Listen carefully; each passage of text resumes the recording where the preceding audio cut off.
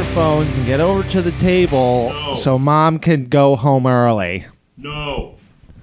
Nobody wants to come and join me, so it's just a solo podcast today. It's just me. Nobody's here except for me. Everybody else is. I don't want to be on the podcast. I don't. Everybody's boycotting the podcast. Real cool guys really love this. Fuck you, Hive Scum. Fuck you, Hive Scum. That's a good little chant. Anyways, everybody also has blankets on because it's really cold where we are. Because we moved. No, we didn't. Even deeper We moved the underground. chair. We moved the chair. We're in Gelita. We moved our table. Is it Galita or Gelita? Gelita. Gelita. Galita. Hi, welcome to Hive Scum, the podcast for the 28 community. We are underneath a split unit, and it's cold. I'm Gage at No Clear Coat. Hence the blankets. I'm Terry at Stone.jaw. I'm Steve at South of Heaven. I'm Phil at Blood Transfusion. And we have a guest. Who are you? Hey, my name's Chris. I'm at Landlines. Yay! Our boyfriend's here. Why are you yelling? Because it's funny. I'm trying to get the energy up. Dude, you guys are so Yeah. low energy We're right not now. low It's so energy. sad. Do I need is there another Coke? Coke Zero, dude, there's a whole half a bottle of Coke Zero that Phil would not finish. I had as much as I want. There's a short boy in the fridge. A shorty. Well, you Please don't want drink to. You don't want to lick on a can that I've licked. it. Come on, we both drank out of that one can. You got to do it. Anyways, we could turn Every this day. thing off. I've changed it multiple times, and everyone just wants to wear blankets. I think they just think the blankets are cool, actually. And then, you know what? Now that I see you three, No, that's not on the pod. Stop Blanky that. mode. Steve, popcorn Phil, is and Chris stale. are all wearing blankies. Shut up. It kind of looks like we're like doing a really bad Fellowship of the Ring sort of like cosplay. Yeah, that's what I thought. When you guys put it on, you need the little brooch. Brooch. Bro. It's definitely All right, gross. have any of these been cut into for like? You guys look like shitty hobbits. Yeah. They look really good. I like it a lot. I think it looks good. What shirt is that, Terry? This is. I can't tell if you're joking. Are you What? joking? It's a Hive Scum shirt. That's a Hive Scum Is shirt. it? Yeah. Oh, It's a good shirt, though, right? That was the 2025 Adepticon exclusive shirt. Yeah. Okay, wouldn't know. Wasn't there? Be there. Be square. Square as hell. Yeah. Anyways, speaking of square, Square. Speaking of squares, Chris, what's up? Hey, That's not nice. well, you like square-based games. Dude, I love square base games. I love square bases more than round bases, I think. yeah. Terry, can you turn Wow. my mic down? I got too much monster on the mic, and I need to wipe it off. Wow, a hot take to start off the Chris, pod. what do you think about Circles versus squares? being able to know what your facing is on your model? Do you think that's cool? Yeah, and beyond that, I think we should paint our facing on the model. We should paint our face you on the need model? No, well, yeah, you should paint your face on the model. And also, base rims are underutilized. I agree. Yeah. What do you mean by that base? I mean, I Like feel like BattleTech that's- facing? Yeah, Oh, yeah, it's so yeah. sick. Facing is important. I almost wanted that in Flames of Orion, but then I thought that's extra rules that Yes. don't seem important. Yeah. Also, names can go there. Yeah, that's the big one. Jeff.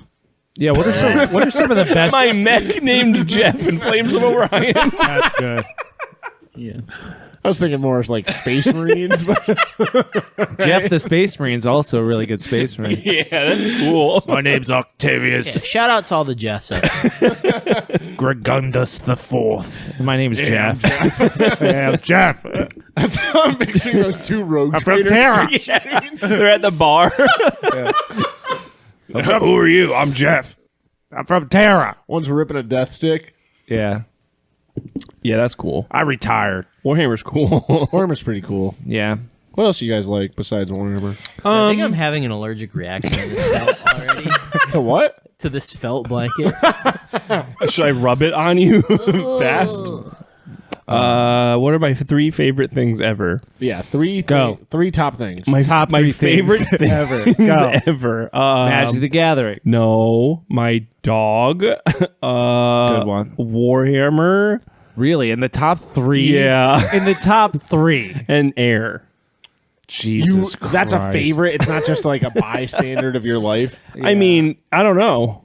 If you had to pick 3 favorite things of your life, Of my it would be whole like life ever. food, air, and sun. No, those are inherent things. Those are things that are just givens. Man.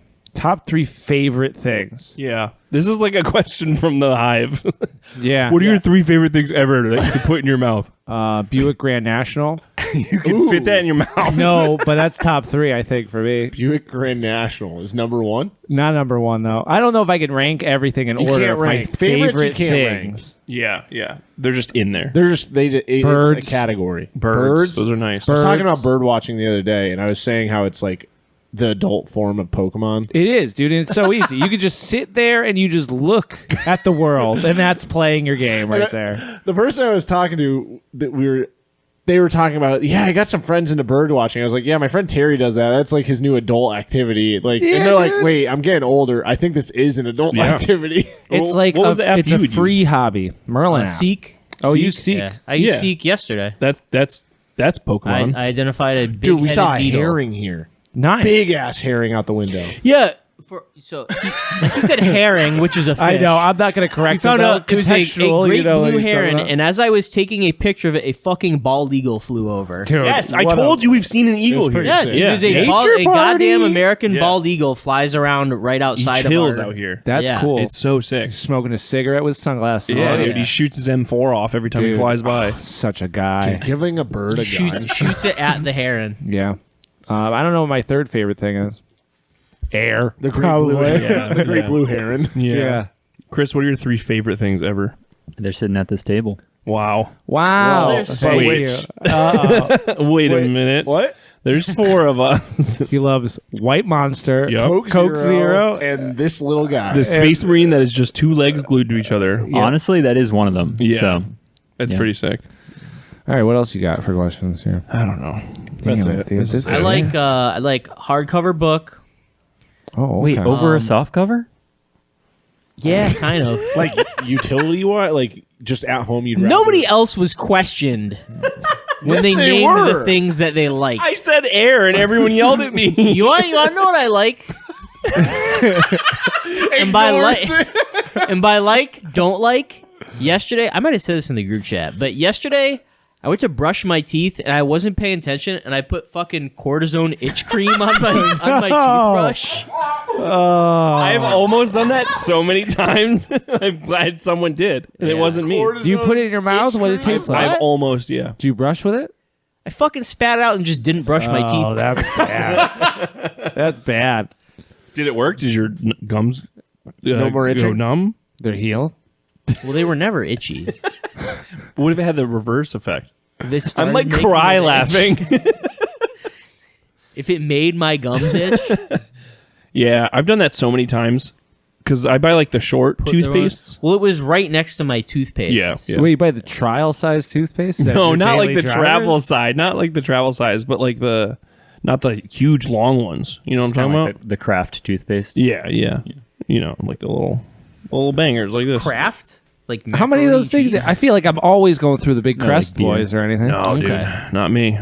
What are these kind of nice little toothpaste that you use? Sensodyne. That's what I used. Yeah. What's it do? It's for sensitive teeth. Sensitive One of my gums. teeth is really sensitive right now. It's probably got a huge cavity in it, but I can't tell because it's like my very last molar. We'll fill it with sprue goo, dude. Yeah. That would probably work. We do some home dentistry. I can In put the off, I Hive can Scum put off studio? going to the dentist. It for a wouldn't few be more the weirdest years. thing that would have happened in the studio. If you do that, you should record it for the Patreon. Yeah, I haven't. absolutely. I have not been to the dentist in at least 15 years. Wow, really? Oh yeah. Probably What's your same. beef? Well, I'm scared of medical professionals in general. Which is funny because I'm a hypochondriac. But so as of the last time I had gone to the dentist, I had never had a cavity in my life. I know for a fact I have several now, and I'm really putting it off getting it. None might of them be are like surprised. bad. Also, dude, getting cavity filled not that big of a deal. No, it's very fast and it doesn't hurt. Yeah, Really? now they Cost money. I And I have think it's dental illegal. insurance, If but you I have feel dental like insurance, if you have a copay, it's probably so minimal. yeah. It's probably like $20. Also, I feel like someone always. I swear to God, someone said that dental insurance was bullshit and covers nothing. Yeah, it'll It cost you money. depends. It depends But what it's still you worth get. going. yeah. It is a racket because when I got my cap, it ended up still costing me Thousands of dollars. $1,800. Yeah. And I'd need at least one wisdom tooth out. You should get all of them out if you're going to get it, because How do you know you need just one out? What's going on? Well, back one there of them that is you can growing feel? Why is this being sideways. does it talked on the hurt? pod? No, but it's covered in kinda cavities. curious. I can see it. And The I'm like, wisdom why- tooth is? Yeah. Oh, It Open it hurts? Not covered, but Open because it of the up, angle, you can't. I can't. Yeah, let's brush see it. Let's yeah. see it. Open that up. Oh, Hold on, let's get a flashlight on Yeah, that. somebody get a flashlight on this guy. Phil's got cavities, dude. Oh shit, that shit's sideways. Tooth is sideways? Yeah, look at that shit. It's sideways. Phil, turn your head. What do you mean sideways? Oh, yeah. Look at it. It's Don't like scare You can't him. brush that? no, he could brush it. You could brush but that. he's saying it's hurting him because it's Can you pushing see- him. No, it doesn't hurt. But like, Oh. can you see that there's a cavity? Yes. No. Yeah, you can. You can see It- that? like it looks What like are you, a dentist, Here. dude? open. What are you? Open up, dude. Hold on. No, I can't see it. Open it. This is all gonna be Open it. No, it's not going to. You're taking pictures of it? Oh, Hold on. oh, I see it now. You see what? it? Going to the You dentist see it? Did you take a photo? I did. It's right there. Let me see. That looks. It's that black shit. dot. But that's not cavity. the cavity he's made. That's something stuck in the tooth. Yeah, that could just be something. Yeah. Did you eat Oreo recently? Now he's eating popcorn though. That's true. No, it's definitely cavity. I've looked at it so I literally spend so much time staring at my. Anyways, Anyways, so great podcast. Glad to be back. No, it's a great question, Gage, about 3 favorite things. Are you guys? One of my favorite things, probably in the world, is my dental mouth guard that I wear every night. Oh, Just stop you from grinding. Dude, I fucking grind the shit out of my teeth, and when I put it in there, I sleep like a baby. Nah, dude. My dentist told me I was grinding my sleep. I told him you were a real one for that. You should. still grind it. You know what Damn, I'm saying? that's cool. We got to figure out. We need a mouth guard, but for snoring to stop that. Yeah. If anyone has that, Steve and I will invest heavily. I think there is. I think they definitely see that make little things. nose they guard do make thing? that. Yeah, don't they have the Thing nose that, like- wideners? Yeah. It literally just makes your nose Listen, wider. You guys, Yeah. listen. Me and Oh. Chris are over here looking at each other, nodding. You're not because on the that- mic. I can't hear you. Me and Chris are over here looking in each other's eyes, nodding because that already exists. What's it called? But it's a thing that like you put it in your mouth and it pushes your jaw forward so that the back of your throat, like that kind of, yes, it gives you like kind of an underbite 'cause it's your, so that like, it opens tongue or up the back whatever. of your throat. Yeah, because what it is just the tissue in the back of your throat relaxing and kind of closing it I up. think mine's a deviated septum and I sleep on my back. I have a very deviated. I septum. don't think I snore nearly as bad when I lay on my side or like if I like hug my pillow. Yep. Laying face down. I get a little anti-rotation pillow, so I can't go on my back. What the fuck are you guys talking about? I thought we were just making meaningful eye contact. Oh yeah, all the eye contact that I make is meaningful. Oh my god. Anti-rotational pillow? Yeah. Speaking of anti-rotational pillow, Chris, What does what have that you been working mean? on? Chris, what have you been working on lately? Oh, got him. Damn, that's a The good guest question. goes first. That's so good. Yeah, cool. I think mostly what I've been working on is in my local scene in Washington, D.C. We are starting a 3rd edition Warhammer campaign. Aren't you so excited about it? Yeah, it's the biggest mistake that I've ever made in my life is mentioning this to my friends because I don't take games very seriously, and 3rd edition Warhammer is kind of a serious game. But I'm trying to unserious it. So I've been working a little bit on a campaign packet, and it's not ready yet. But I'm excited to force my friends to not take the game they love seriously. Good luck with that. Yeah. I think that you, after having played OPR Regiments, I feel that all editions of Warhammer Fantasy Battle Rank and Flank are meant to be taken fucking seriously. Like Yeah, you I can't, agree. like you. There's such Unless an you're playing as goblins. because there's such an investment of learning all of the rules and that you can't just like laugh through it. No. Yeah. And especially with the time invest, like, I don't know. There's some stuff in that game that I'm just like, when a unit gets completely wiped out for some like stupid ass reason, Yeah. like that's not fun. There's nothing fun about that. It's all serious business. But you're talking about 40K, right? I'm talking No, about this is 40K. fantasy- Yeah. Oh, I'm so sorry. Oh! I didn't specify, but Okay, I agree yeah. with both statements. Yeah. Yeah. So what are you going to play in this? I'm going to play Tau. Nice. Are they gonna which- be like grim and dark? Yeah. They're going to be grimdark, and cool. I'm really guys. This is like if I can die if I do this, which I'm not sure I will be able to. that's it. Yeah, I can fade off into Bolivia, you know. I love that. That's Yeah, a great yeah, vibe. yeah. I've had these models since I was like 15 years old. That since rocks. I was hanging out with $1 billion clown farm That's posse. sick. And Oh yeah, he's also a former Massachusetts. yeah. Yes. guy. Yeah, And I haven't the painted New them. England diaspora. That's So cool. I'm excited to try to paint them. They're all like half painted, and I'm trying to decide if I'm gonna dunk them in, simple green or not. So Was Tau like the first 40K army you ever had, or was it like your first like this is something I actually want? yeah. No, I had some Space Marines before that. Yeah. I was in the same boat. Yeah. Tau was those first Crisis suits were so bad, but they were so cool. Yeah, they were really cool. Yeah, I liked how like square they are. Yeah. Like the new ones seem like they're agile and shit, and the old ones they like had one pose. Yeah. And that was cool. It's like comparing like an American muscle car to Yeah. like a more modern age vehicle. Totally. Yeah. So the old one is obviously cooler because You- it's boxy. Way cooler. Yeah, way cool. Looks like they're gonna fall over on themselves. Yes. So I don't know if I know the old models, but are they more like I don't know, they're more like Titans are kind of? Like they look exactly the same. It's just their like range of motion was way. they're more not like limited. jumping up in the and shooting. Yeah, It was like yeah. straight. Oh, like any, okay. They're any just bend in your standing. knee, it was you had to modify the model. Yeah. I see. Okay. Now I understand what you mean. Okay. Yeah, and then other than that, I've just been like finishing things that I thought I was going to finish before Under the Dice Fest, and then I didn't. So, like, I painted a few goblins to bring up to play a game of Grimdark Future with my friend Steve. And we didn't do that. Well, we did, but we didn't do what we said we were going to do. But you guys did it today. We played- did yeah. play a big game, yes. Yeah. It was fun. Yeah. And looked your very models cool. look insane. It was your fun. models are so neat. I've never seen those models. Well, you have actually. Yeah, those I are brought them to For Brothers of Prometheum. Brothers of Prometheum. The Oh lore my that God. you created. Yeah, and I played Mothership last night, which you can hear about on the Patreon episode. Nice Yes. plug. Nice Great plug. plug. Yeah. Wow. Yeah. Thank you for that. Patreon.com/Hive Scum. Use code Chris10 for 10% off your order. And also Phil's on that, locked behind the paywall. Except he's here Yeah, too. you'll never hear me unless you Yeah, subscribe to the yeah. Patreon. I think we should give the listeners a little freebie today. How do you, Phil? What have you been working on? Wow. Oh What's my- Phil been working on?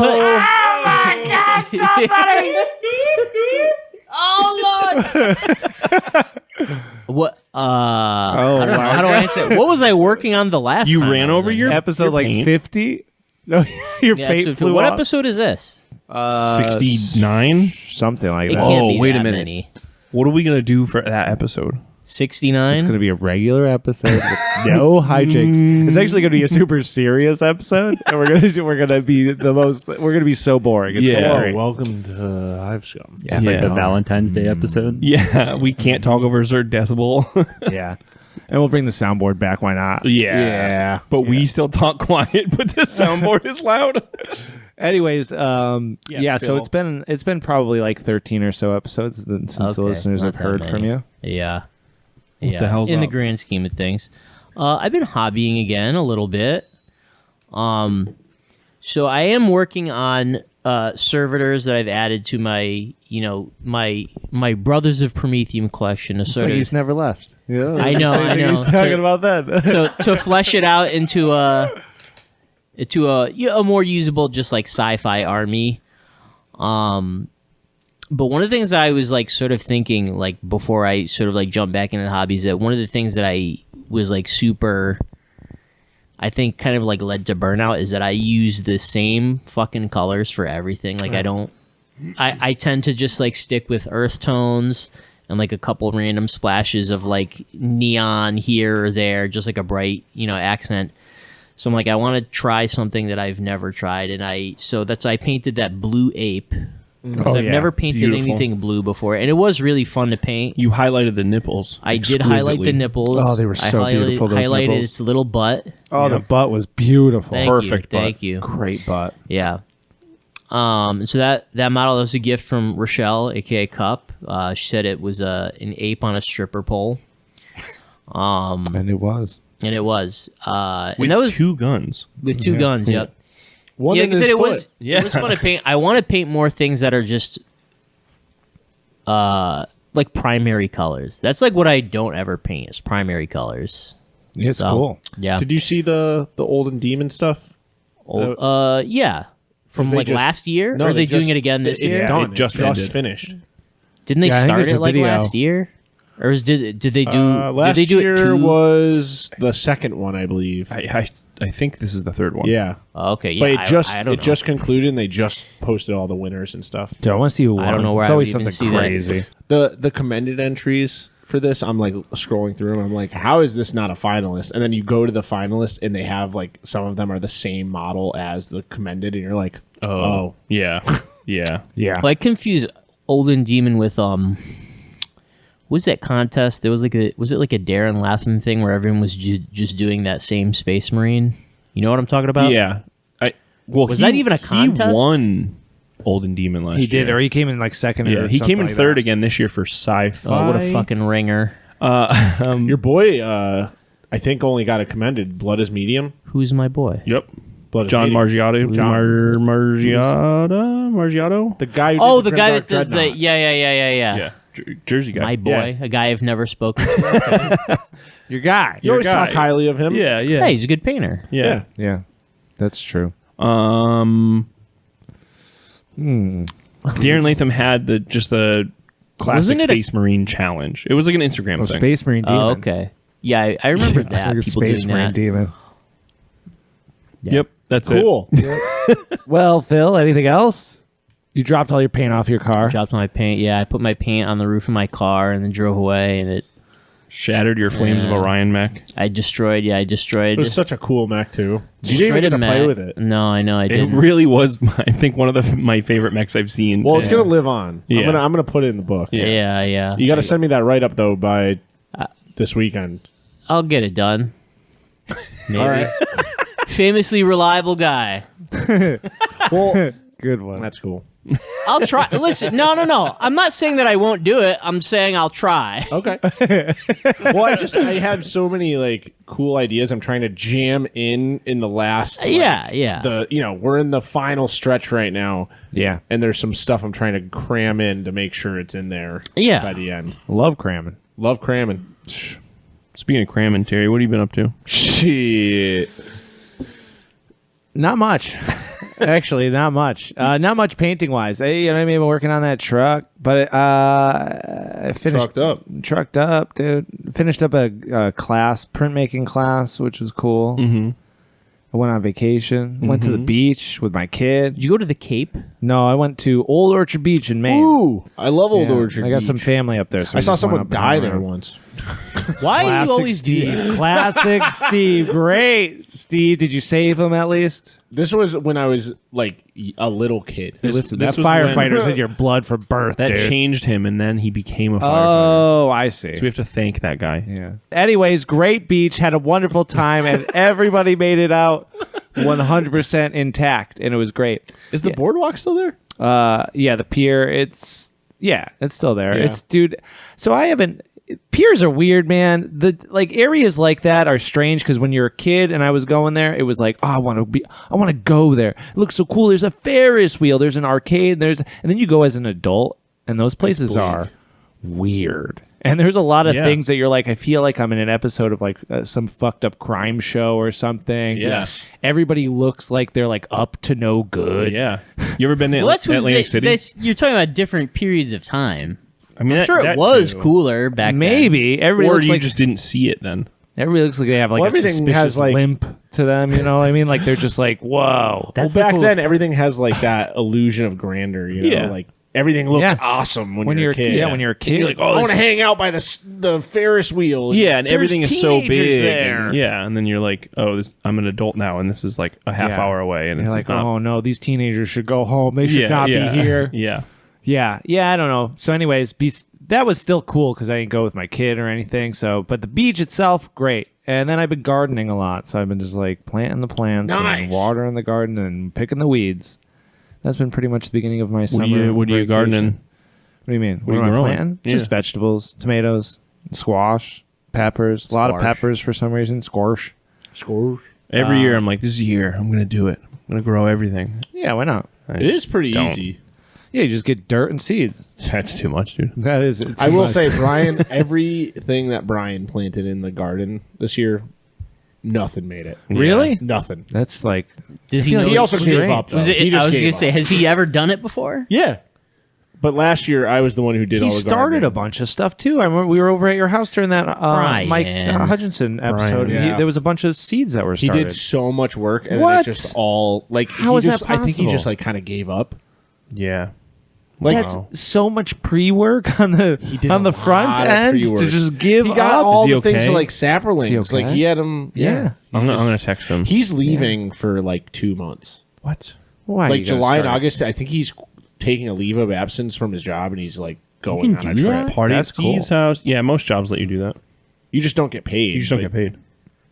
I don't know that any job I ever had would let me do that. I Yeah, think that it's a seems- thing Have that you ever you asked? tell them. It's not an ask. You Yeah, go. yeah. I'm leaving for this time period. I mean, they feel definitely like- have the option to fire you. Yeah. Yeah, I was gonna say. Yeah.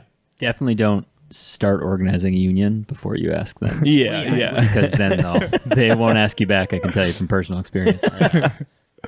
Yeah, that seems like a crazy ask though. Yeah. I was thinking about it. Fan of the pod, Reed. I was thinking he did the it was Habitats for Humanity, I think it was, where you ride from, I want to say it was Rhode Island to California on like a regular road bike, and kept stopping every couple of like whatever designated area to like stop and help build a house.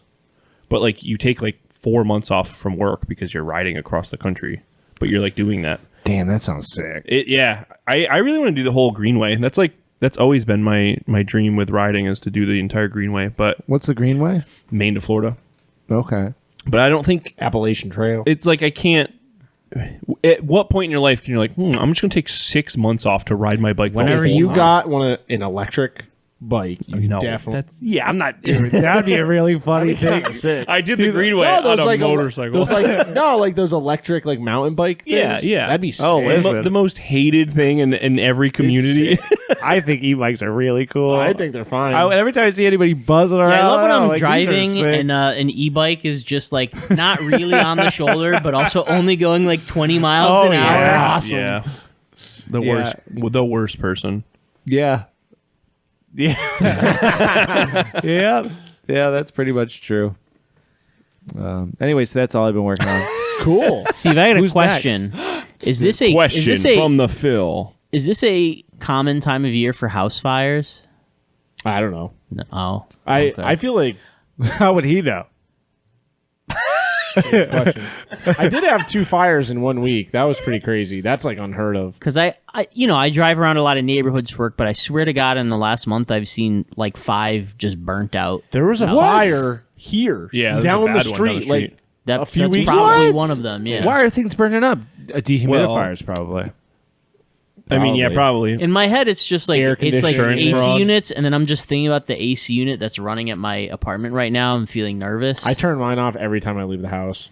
Well, don't make him. Normally I nervous. would, but I literally the other day were like said, yeah, leave it running while you're gone, or leave it Well, running all day, and I'm like, oh no, I'll Well, do it. 'cause Steve's a fireman. I'll do what he says. Well, because your air conditioner, it works 10,000 times harder to go from like for you to turn it off and then everything gets hot again, and then Yeah. turning it back on, it's going to take forever to bring it down to temp. So Yeah. you might as well just leave it on if you're gone for 8 hours. Yeah, or use the timer feature. or so use the time. I have the turns on an hour before you. Eco mode is what I have it on, whereas if it just drops or goes above a certain temperature, Yeah, it yeah. turns on. Better for the environment too. Yeah. I've got a little leaf on there. I'm sure. It's definitely better for the Yeah, environment.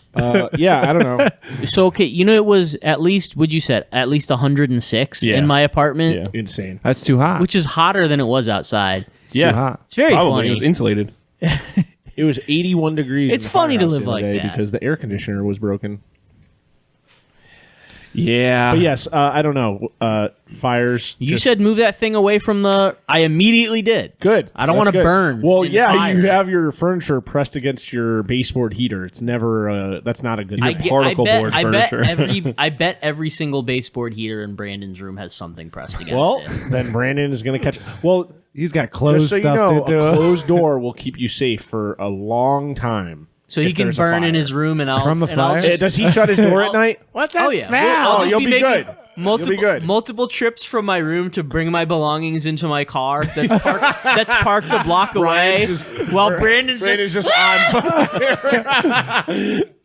Yeah. Yeah. Is that Brandon's true? turning a into door? a roller bite. Even a simple what are they called, like those MDF press like bullshit particle board doors, they'll keep you safe in like 2 rooms, pretty divided. I'm just kidding, Brandon. Wow. I know Amount of you're time. listening. I'll drag you out of the apartment if you're on fire. Brandon- we know Brandon you is will. not There's listening no to way this Brandon's podcast. listening I thought to he this. was a patron. No, he is, but he does not listen. Oh, okay. Yeah. I Never always mind, Brandon, I'll let you burn. I always remember the like you touch it, right? Or something like that. No, not like that. Always Oh, has to. fuck. Well, no, Always- that's for door handles, but you could touch the door like that. Steve Yeah. says I could touch the door like that. Steve says I could touch the door like that. You never want to grab like a door. But how am I handle. supposed to know that the door handle is going to be hot if there's a fire on the other side? Tap it with the well? You, they're gonna you go around knocked and you tapping say, doors? "Is there a fire in there?" You have to tell me there's a fire. You legally have to tell me if you're a fire. Yeah, and then you grab the door handle and you go, fuck! There was a fire there the whole You'll time! Home Alone, burn it into your Yeah. hand. Do you think that would happen? I always wonder about that movie where it's like, would you? I mean, yeah, I guess, right? We've The talked M about would be this. burned We've into talked your about hand. this. We've talked about if the M would be burned into your We've talked hand. extensively about Home Alone Yes. and the traps We- that they've set. Yes. There's We no have. way in hell. 100%. Time is a flat circle. Yes. 1000%. Someone will timestamp this in a different episode if you leave it in. Is there a Home Alone RPG? Is there a Home Alone There's gotta RPG? be. That's the thing. We got to make that up right now. Steve is aggressively typing on I his want to phone. know if there's a Home Alone. That would actually be okay. a good one. Honestly, the kids with bikes genre is Yeah, like pretty dude. flooded right now, but that would be a standout sort of option. So, who are your multiple kids living in this house then? That are Sure. okay, so Yeah. you're all playing the kids. No, it doesn't exist, What if you're all but playing the kids on villains? bikes. What if you're all playing the villains and I the wanna be kid the is the bad bad guy, though, Yo. and the kid's trying to kill you, and your job is to then break in the house and dropping steal something. paint cans into you Yes. to fucking take your head off. That's a pretty cool idea. The DM is the Saw kid. trap Kevin. Yeah, that'd be pretty cool. That'd be kind of cool. You want to play a game? Or sorry, be like, you want to play a game? Hey, you guys want to play a game? You stick your head through the cat door. like Mom the said we doggy could door. play a game. Drop some paint I have bucket an on you. Have you played embarrassing Kids on admission. Bikes, Chris? I just realized that the word "saw" is in the name Jigsaw. Well, yeah, you learn something to do every day. This is an insane I don't episode. think that's why They're all it insane. was called that, though.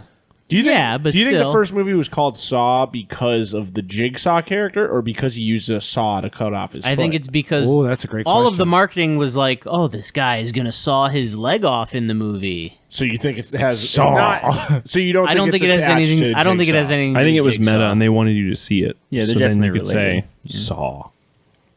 I Oh, you saw think it's like Saw. that? Yeah, I think it's so intelligent and brainy. Like the so the I like prop those was Saw so movies. important of the Saw. They were like, the movie is called Saw. Yeah, so you saw, And then it. the Jigsaw character came after that. But Jigsaw was in Saw. Yes.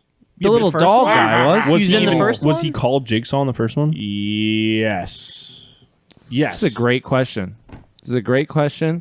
He has no lore in the first one. He's just a creepy Ask guy. Siri. It's the serial killer, though. Yeah, I know, but I'm saying like it's not like no. Jigsaw. Siri's just gonna tell us to look at ChatGPT again. No, she won't do it again a second time. She knows we're mad at her knows her still. lesson. Yeah, she learned She her knows lesson. we're mad at her. Yeah. It as the two men realize they've been trapped by a sadistic serial killer named quote Jigsaw. But was it only quote Jigsaw after yeah. like now? Of course, we all know the No, Jigsaw. it definitely character. is because they do all the flashbacks of the flesh being cut out in the shape of a jigsaw piece. in the first one. yes, because Okay. there's that guy that gets caught in the razor trap in the basement where he has to cross the room. I Was hate that the that first one. one, or was Yes. that the second one? That was first one. I don't know. I only saw the first and the second one, and I thought the second one was really good. But then I said, I think these are a little Because bit it too was much for bear, me. reverse I bear think trap there's- head girl. there's literally in the like first 11 one, of too. them. Yeah, and I was like, I think this is a little bit too much for me. I think I've There's gone one too that's far. starring Chris Rock. Actually, now That's that I'm cool. thinking about it, was reverse bear trap head girl one. first First one. one? Okay. But she's in the second one. Yeah, I believe She's so. the girl that gets thrown in the heroin. Come the bad guy. on. Yeah. Well, that's Come not on. until. Oh no, that is that one. She becomes That is Saw that Jr. Yeah. Just when you think you're out. Her as a miniature jigsaw puppet. There should be what are those games where you make the dungeon and like Boss Monster, and you ever play that? I do know, Boss of Monster, it. You yeah. gave me. I was going to say, yeah, Boss I gave Monster it to one of you for guys. some kind of thing. Yeah, it was So moving. you make the dungeon or the traps or whatever, and then like the party is the deck that comes through the dungeon, and Yes. you get more points for the more adventures you kill and stuff like that. We should make a tabletop game of that of Saw. Or Home Alone. Yeah, or Home Alone. Or Home Alone. That would be sick. You build the house with cards. Like not literally, Knock or down literally. your What if house you with literally cards. build the house with cards, and then the No. cards are What the fuck would you play on it? You pull cards from the top after it's built, and each it's part suit- Jenga too. Each suit of the house or card number. It's not a correlates bad to idea, something. Gage. No, it's not what I want for my lore. I don't want this game. I want it to be hard boiled. What do you want for fucking Home Alone RPG then, huh? Home Alone RPG, if we're sticking with make the house traps, I think that'd be cool. I think it'd be reverse Mousetrap. I think Dark Fort, but Yeah. Home Alone Yeah. tables. Dude. Yeah. That Which is would be reverse cool. Mousetrap. I don't think that's true. Yeah, you're making the dungeons as your little mouse is going through. I don't really remember the game Mousetrap. It's like zany action, something contraption, blah, blah, blah. Bring it It's up, dude. I want to Mousetrap. hear this song. I gotta hear this song. All I remember is like the game looked really cool, and then as a kid, it's almost like marble race, like those marble track Dude, things. Marble racing rock. When I was a Yeah, kid, I dude, was just yeah. like, "Oh, that's Dude, we did a marble racing party one time at our buddy Paul's. Mouse trouble? Then you need Mousetrap. Mousetrap, I guarantee it's the craziest trap you'll ever see. The first to capture everyone else's mouse is the winner. This is the old one. This isn't even the right one. Do you guys remember the game like Don't Wake Dad? Yeah, Don't Wake Daddy. Don't wake, I will daddy. catch so many more mice than any you motherfuckers. Yeah, you probably would. All you're getting is just videos of actual mousetraps. Yeah, I don't want to see those. Dude, you didn't even wait till the end. What if the song came eventually? Phil, do they let you make mouse traps like that? Do they gotta really do it like more Rube Like Goldberg? Rube Goldberg. Is there like a kit bashing community in the best world? There has got to be a mousetrap building community. Dude, I find homemade stuff that people make all the time. Not necessarily people, but a lot Like of a time. shotgun like, shell resting on a nail. No, it's not that. It's more yeah. just like sketchy. Just like people like I was in this. I was in a somewhat well-known like food distributor place. Not the one that I normally work at, but it's a place where they essentially mixed some like rodenticide, some like rat poison with cookie crumbs and just threw it all on the floor, just like loose. Dude, That sucks. in my brain, it's just a tiny, you know, those like miniature cannons, but it's just a tripwire. Yeah. And those miniature cannons. Shoots just a little trying to- bullet. It's just this like just buy a mousetrap. It's like what? I have a little cannon and little a cannon. Why would I tripwire. not use it? And then this sneaky little mouse trying to jump over the wire. Just gets blasted by Oh my goodness. a pinch of black powder. Anyways, there has to be a mousetrap building community. Yeah. It's got to exist. I try to look up the history of like the like Oh, trigger Victor's- mousetrap. I've tried to look up like the history of mousetrap, and I can never find any good information on it other than like how long it's been around. They don't want that karma on them. I just want to know the history of its development. Yeah. Well, anyways, Steve, what have you been working on? Did you already say? No. What have I been doing? I feel like I ain't been hobbying much. I painted that Warhound Titan. Yeah, that's a pretty big You achievement. painted a lot the other day and Oh, gave, yeah. gave all of us wet lung. Nuh-uh. Yeah, huh? No. Yeah. I was spray painting out the window, okay? Yeah, I did spray all that Zona Alfa terrain. Zona It's Alpha not terrain. done, though. It looks good though. It's I very playable already. Yeah. yes. It looks gray. We played Okay. There you go, Looks Zona great. Alpha. So what else are you gonna do? Give it a didn't know wash it and was put a little bit of Dude, weathering on there? I'm putting like I cut out or I printed a bunch of rugs and like posters and stuff. Oh, and I'm, oh, like, I saw gluing it them. all in, putting all the terrain. I'm gluing all the features into the building. So Real dollhouse. real dollhouse. Shit. Yeah, You're yeah. gonna put a little chair that has like really deep pockets because somebody's been sitting there for so long, and then like a 1950s boo, TV stop, with a bunch of trash. Boo, I like this. bad boo. This is a good idea. I'm Dude, gonna- you should recreate some of your firefighter ventures, but in diorama form. diorama form. That's some weird dark Beetlejuice shit. I'm gonna go home and 3D print some stuff. yeah. and do that. There you go. See, Gage is a good idea. That's terrible. Shut up, That's Gage. terrible. No, you're bad. That's like What do you mean? The fucking guy who did Black Hawk Down in real life. He just relives it every single year as a reenactment. Yeah, that's Does such he? a disturbing. yeah. I mean, that also could just be him like dealing. Was he in Black Hawk Yes. Down? Well, then maybe he's trying to work through something. So Steve Gage. is gonna make recreations of fucked up calls he's been on. Potentially. That sounds like a way of working through it. I don't know. Listener, I know a guy chime that did in. a podcast for it.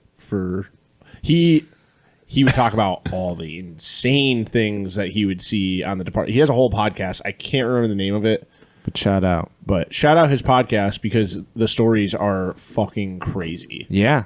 And then we can have a whole cool city with them. Yeah, Anyways, the buildings look great, Steve. Nice Thanks. job of them. They're cool. And you made everybody sick with your Well, I didn't do that. It was basically spray painting inside. No, I wasn't. No, I wasn't. Besides that, I'm finalizing the stuff for Flames.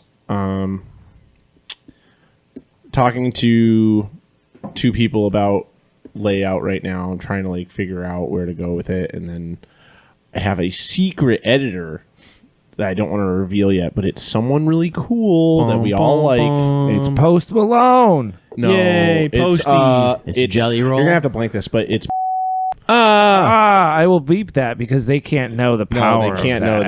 editor. It's too powerful. Yeah, that's like a really famous person. He's like a cool guy. He's like does a lot of crazy editing work. Does he? Yeah.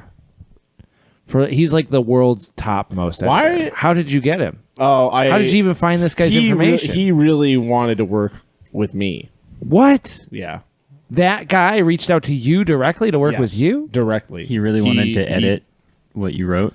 I really want to edit I this. really want to edit what you wrote because what you wrote is stupid and needs. But you're going to have to fly him in and put him up in probably a fancy hotel. Yeah. He has to 'Cause it's pour in over person. the tomes. Tomes. That's Amazing. Anyways, this is a bad bit. So keep going. That's pretty funny.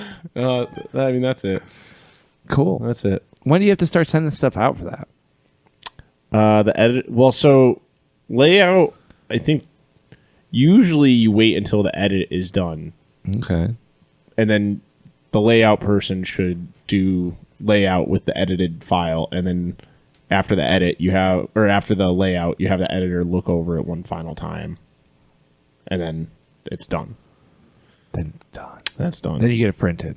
That's gonna be printed. And then it gets shipped. Yes, and then it gets shipped. So it should go to the editor by the 8th of July. That's like when the editor's schedule is open for me. Nice. Yeah, Very cool. it is very cool. Are we going to have a packing party here? This is probably already. I was just gonna do it myself and not bother anyone with it. Boring. We could have pizza and cool party. It won't be able to be done in one night. Okay. It's physically an impossible task. 1,000 orders. We could do it. It's not 1,000, but What if we? if I think challenge about ourselves a little bit? think about us doing anything on this computer. I was going gonna to say in the room. Terry saying I would rather do it alone. We have to ship 2 shirts tonight. Oh, and he wants to ship 1,000. But who shipped those 2 shirts? Who shipped them?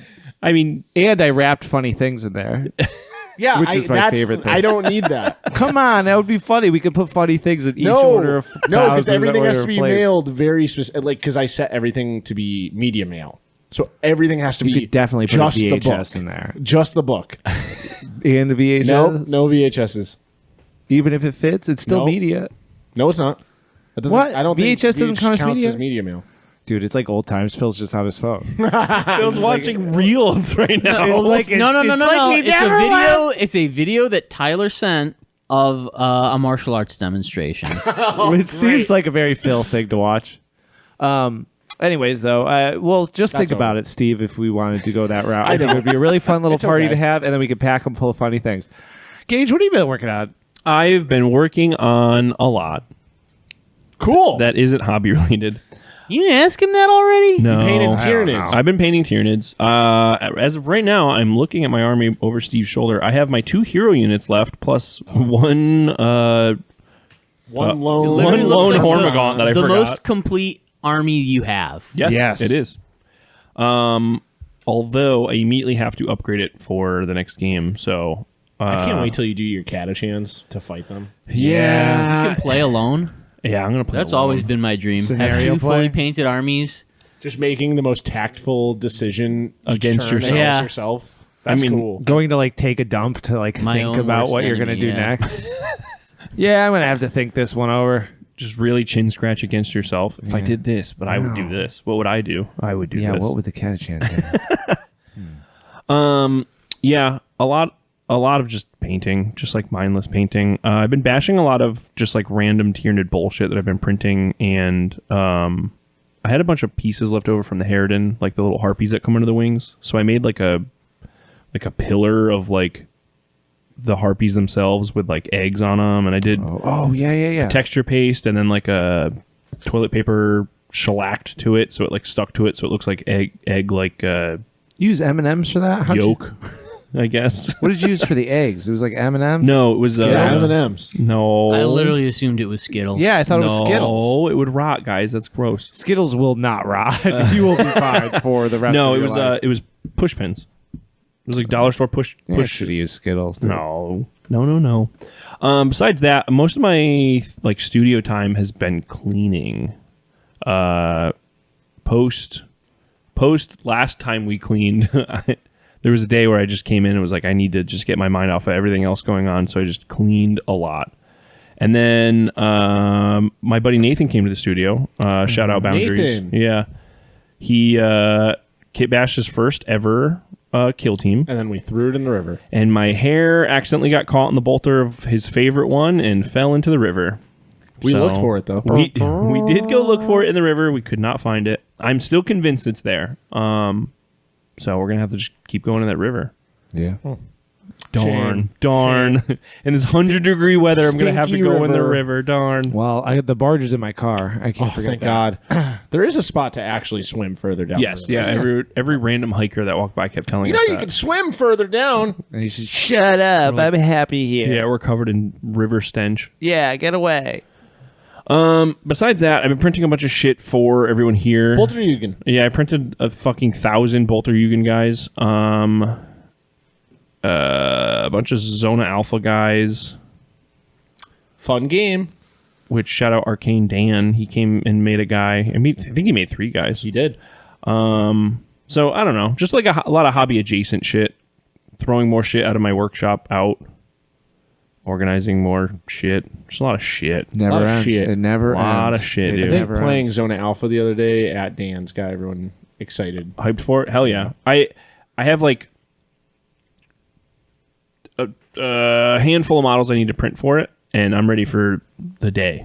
I think because playing on the big board with multi-layered terrain is really hard. Yeah. Because of the movements. I think playing like 4 people playing 4 games across Yes. a full Yeah, table yeah. would be very like, okay, your squad is exploring this building Yeah, or this yeah. like little subsection of buildings. Well, it's like any skirmish game like that where it's like, oh, we're playing Breakthrough in Mordheim, but it's like we're both dwarves. It's like, Yeah. okay, well, let's play on a 1x1. Yes, And- please. yeah, you know what I mean? So, yeah, I'm excited for that. And then I'm just going to start talking about it on the pod to actually keep me and Evan motivated. Steve was bullying me because under the dice issue 5, Issue 5. I said Destruction of an Angel End of 2024. end of 2024 was coming out, and it didn't. Surprise. So most of the art I commissioned came in. I actually got the cover image today, which I'll show you guys on my phone, but listeners can't hear it. Is your phone, what's your battery at right now? 47%. Okay. Make sure you charge it. I saw that comment from It's What Evan in the Scumrags channel, and I charged my phone because he posted that. Where the hell is this? Mine's piece? at 33%. That's because you just watched 12 reels while we were recording. Mine's at 22%. Guys, you want to look at this picture and tell me your live? Yeah, show me what your picture is. Well, Am I allowed to look at it? yeah. No, Chris. That's sick. Don't show Chris. That's That's it. Chris can see it. Who did that? Turgid. Droned Artworks. That's cool. Yeah, that is He cool. I drew follow this. that guy. He drew this up of the model that Evan actually kit bashed for the event. Oh, cool. I was Nice. gonna say it looked very familiar. Yep. So that'll be the cover image, and I also got the soundtrack back from Azeragroth. So That's Wow. cool. there is 2 tracks. It will be an hour long, and it starts off very ambient, and then the second half is harsh noise. So That's beautiful, man. I don't want to listen to that when I Well, play. I do. So I'm putting it on the pod, so there's pressure, and it actually has to happen. It'll definitely happen now. Well, I hope that first Thursday of the month helps push. I would you love to do that. I would love that. Well, it's happening. It's scheduled. So Yeah, my problem is Terry checks his watch. My problem is we need to get Evan to FaceTime in while that happens. that'll make it work. you even if you sit on the computer doing your work, while It's like body doubling. We just Yeah. need to be in the same room to do it. Yes. Yeah. No, I mean that's the thing. Everything creative wise, I need a deadline to do. Greg and I were joking about making like a split tape, and it was like, okay, yeah, well, let's just keep talking about this. And then afterwards, I was like, all right, we should make a deadline. And then 2 weeks later, I was like, we should make a deadline for us making a deadline, Yes. Yeah. just so it happens, you know? I mean, that was kind of because I wanted to do that game night, like the game development night with Yeah. Brian for a long time. Yeah. and like, you literally just have to pick a day and say, this is the day. Yep. You either come or you don't. Shane, the blind man Shane, multiple times he'd be like, "Oh, I'm going dark because I'm writing a game tonight," and then he comes out with a finished product that is just like Yeah. the fucking coolest thing I've ever seen. So it Yeah. works. Once you get an idea and you just start putting down You ideas, just gotta be in that mindset. Because like, I don't know about you. I imagine it's very similar where you have 10,000 cool ideas. Yes. But then the second you write them down, you're like, ooh, some of these ideas suck. Yeah, Or then some 9,000 really of them cool. are terrible. But Yeah. then you get a cool one and you're like, oh, I gotta really. dig I need on this. to push into this hard. Yeah, Well, you know, You know, you know, speaking of cool ideas, cool ideas. I got a cool idea. what's your cool idea? My cool idea is talking to Chris. Yeah, that's mine too. Yeah. Dude, great minds think alike. Shit. No. Probably your worst idea all night. Stop. It's gonna be good. Stop it. It's gonna be awesome. We had you on for a very important reason and selfish reason. We flew you out here for Yeah. this reason. Yeah, it first class. you know, Hive Scum would have it no other way. What was that reason though, dude? I forgot. We were going to talk about community building. Oh, that's right. And that was already loosely talked about. And then you said you were coming out. So, ta-da. As someone who has done the damn thing, as Yeah. someone who's run events that I wanted to go to, what's your secret? Yeah. Because we always talk about like, you know, if we do something, we're like, oh yeah, people can do it or whatever. But it's like it's great to hear from somebody else's point of view who's like done something huge And where you are. is both sides of it. Both come to our events and doing their own. Yes. Sure. Yeah. Well, first off, I'll say I've only done. I feel like I've only really done small things. But I think that's what you have to do. I don't know. Like, it's where. So, the Necropolis event, was that the first one? Well, if I may back up, Yeah, I forgot yeah. one thing on what I've been doing recently. Yes. And that is, we ran a Turnip 28 demo / did. kit bash. That's been in like a series of demo and kit bash events that we've done for different indie games. And it was awesome. And all my homies came out, a bunch of people who I knew or had just met recently, a bunch of new people. Draugr was there, Dan. Draugr was there. Yep. Yeah, Sleepy Comedy Studios, a bunch of cool. real Shout out, real Doug. cool folks. Yeah, and we had a blast. People who'd never made models before stopped in. People who came in, we were at a game store, and people who came in looking to buy Warhammer models came up to us and said, "Wait a second, what is this?" Yeah. And we had a great time. And I had been trying to finish a bunch of models for that, which was moderately effective, but So Yeah. you conned Warhammer people coming into the store to buy Napoleonic models. Yeah. Oh, And- really? And I got my local game store to start carrying War Games Atlantic stuff. That's awesome. That's Which, so like, sick. You know, War Games Atlantic is whatever. They're cool, but Now, I think they're actually the best. yeah. How do you approach that a lot conversation? More kit bashing stuff for real. how do you approach that conversation with the LGS? Yeah, how do you get your LGS to do that? Yeah. Because I don't know. Well, just because like in the Discord, I've seen a couple of these groups now popping up where people are like, we're just doing a model night, right? And a couple of them have said, oh, I just go to the LGS and say, hey, we're going to do this. And a couple have said they want to charge like a cover charge for people to come in and do it. And a lot others say, no, it's a free event, whatever. So Yeah. how did you approach it? We're trying to still figure that out. I mean, the nitty gritty, we're still trying to figure out. Like, we have been charging a cover charge. We've been charging like about $10, and if you bring bits to donate, it becomes like half that, so like $5. But and we like still lose money every time. Yes, yeah. But I don't know. I mean, with all things, I come out of like a community organizing and like a labor organizing background, and I think with all things, just like everything's relational. If you are genuine and like show up and show people that you're going to keep showing up and show people that you like care about something and you care about them, then you can make anything happen. Right. So that's, I mean, I don't know. I don't play a lot of the big games. I don't spend a lot of money at my local game store, but I go through and I talk to the folks who work there, and I like care about the community there, even though, you know, it's like a big corporate chain, yeah. but the people who work there are really great people, and the folks I play games with are good people. So Right. And the store supports you guys doing this stuff. yeah. I mean, I think we're lucky. You know, all people of all stripes run spaces, but you know, I think game stores want to see people engaged, but also, you know, they just like the stuff that we do. Yeah. So what was the first, the Necropolis wasn't the first event? The first sort of like hobby event that I did in DC, Yep. I'd say recently, we started doing these the kit bashing events, and the first one was for Flames of Orion, small Cool. sort of underground game. Yeah, yeah. It's like a mech Never heard game, of it. right? It's a mech game, yeah. Yeah. And it was fun because you know, you can use, because the scale's so small, as everyone listening to this podcast probably knows, you can really use trash, and so that was like a fun way to It's get almost people cooler building. to use trash. Yeah, 100%. Yeah, so just like random sprues and stuff. And was that event at a store, or was that? It was, it was, because I want to. I mean, selfishly, I live like 5 minutes away from that store. Right. So Listen, I wanted a it's- scene at it's my gotta local be- place. we Yeah. host events 5 minutes from us for a reason too. Yeah. You know. Yeah. Game night happens here for a reason. Yeah. Totally. Yeah. Totally.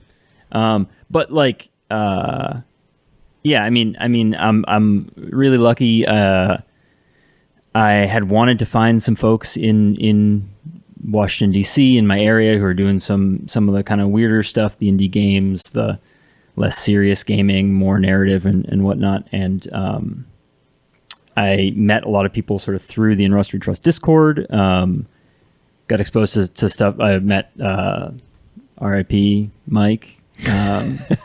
No longer Not with dead, us. not dead, but no longer with us. Yeah, rest in Portland or wherever the hell it is now. So, who was responsible for creating District of the Damned besides the Satanist organization that also exists there? Yeah. Yeah, that was Mike, Cosmic Kraken. Yep. But it was a bunch of people. You know, I think. I mean, none of these things are ever a solo person Yeah, thing. never, right? never. Like, yeah. Although I mean, like Mike has energy that I think you all have, which I'm really envious of. I don't necessarily bring that energy, but like just talking to people and like being like, hey man, I'm into this thing. Are you into this thing? Striking up those conversations is awesome. And our scene really sort of coming together, sort of around him.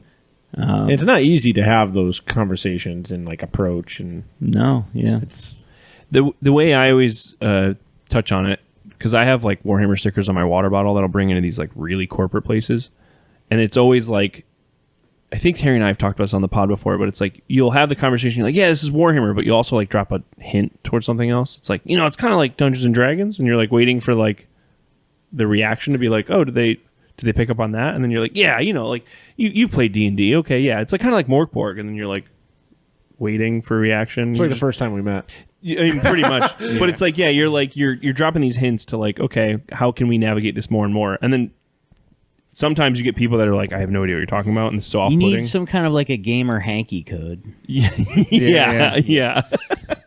You got to put the what is it? The sponge on your antenna in your car or whatever it is.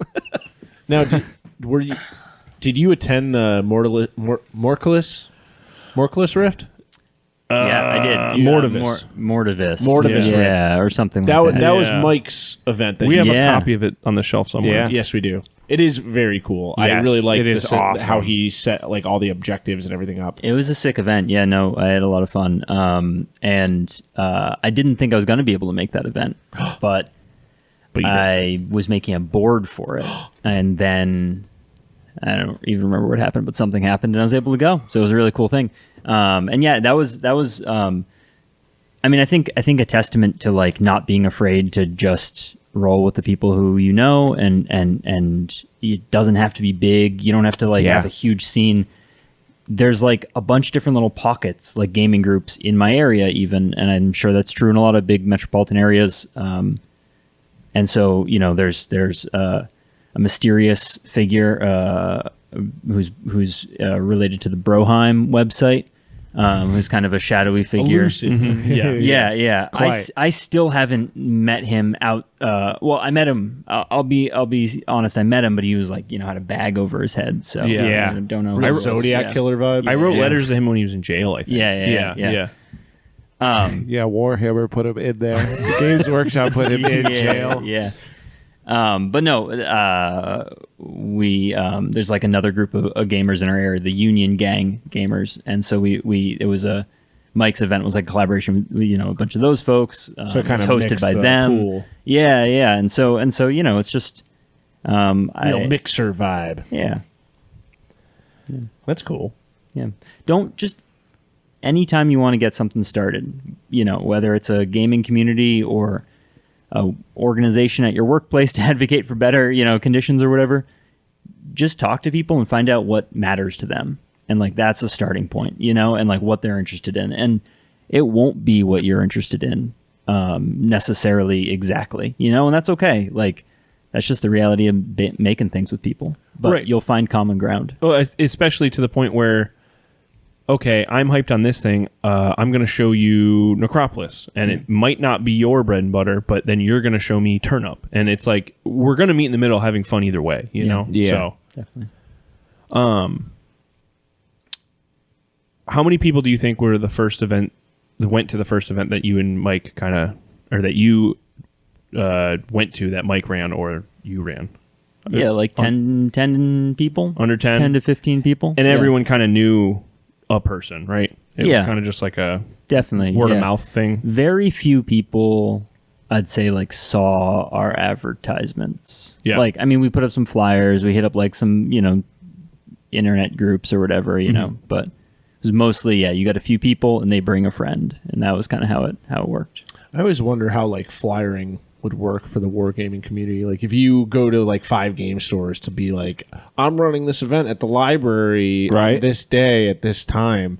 Email me if you have questions. It's a cool way to do it. Who would show up? Like what that attendance We would should look try like. it. Like no advertising telling on in our Rust. friends, no no telling telling- friends. just Just that. flyers. Yeah. Yeah, it would be fun to see who shows up or who emails. Mike did that. Me and him collaborated on a flyer together. Oh, cool. And he went to game stores and hung it up.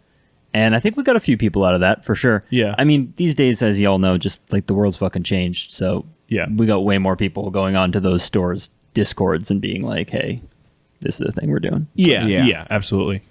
Yeah.